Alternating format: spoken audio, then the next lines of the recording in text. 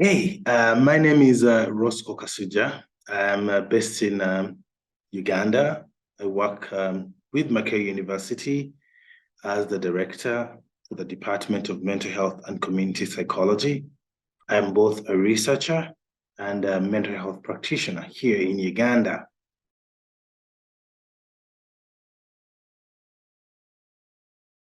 The COSTAR project stands for Community-Based Sociotherapy Adapted for Refugees.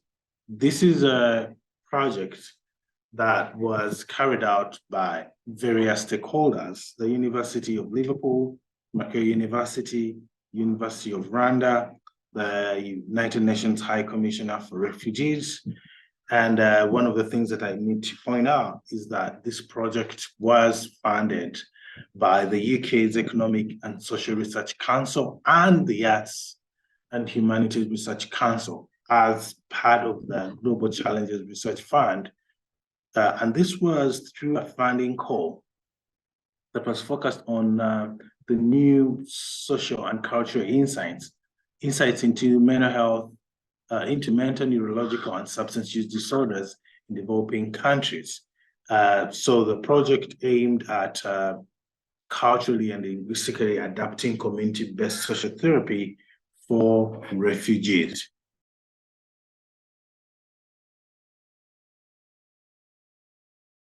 Importantly, we had to actually create community advisory boards by getting key community leaders to understand what this project was about, for them to sort of like introduce us to the various communities that they led. We also had to set up the refugee community advisory groups. And these groups were important and key in helping us find individuals that were, one, depressed, and two, really were willing to participate in our project.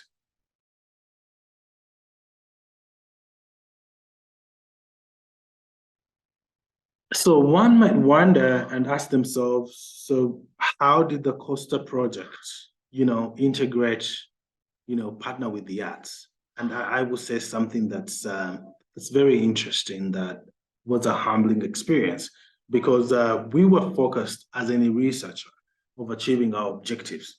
And when someone reads out the objectives, the aspect of the arts is not there. But one of the things that happened was, because the research was ongoing, but it was stop, go, our teams were based in the settlement.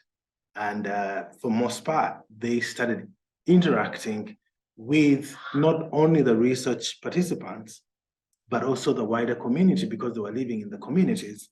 And one of our research assistants approached me and said that we want to do something with the communities, because they keep on calling on us to engage them. And they started up something that most of you have probably heard about. Changwale has got talent.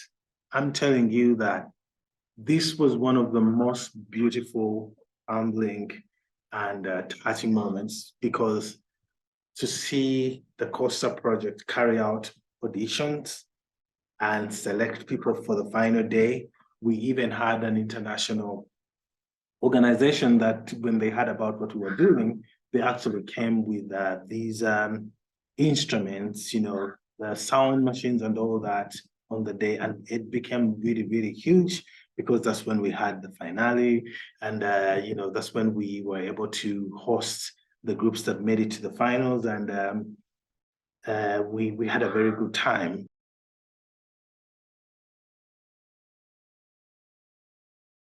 There is now evidence that, as a result of the arts and the research that we were doing, that groups can emerge from refugee communities, that, action research can be taken out, carried out as well. People can have the confidence and say that within a refugee setting, you can have an organized arts-based program, because so many music groups have sprung up ever since. Dancers have come up. And if you don't see that as a success, I don't know what else would convince you.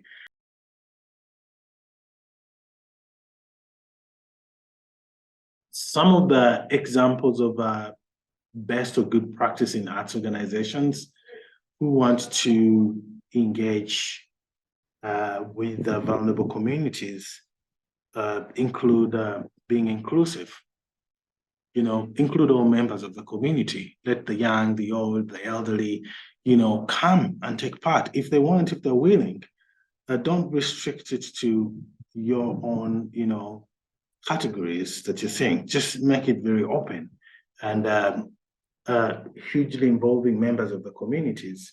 It helped. I'm still very grateful that we had the members of the advisory board, the refugee community advisory board, and the role that they play. But also we should have the humility and the open-mindedness to incorporate ideas from these communities, because most times when we go there, they see us as the experts. Yet most times we fall short.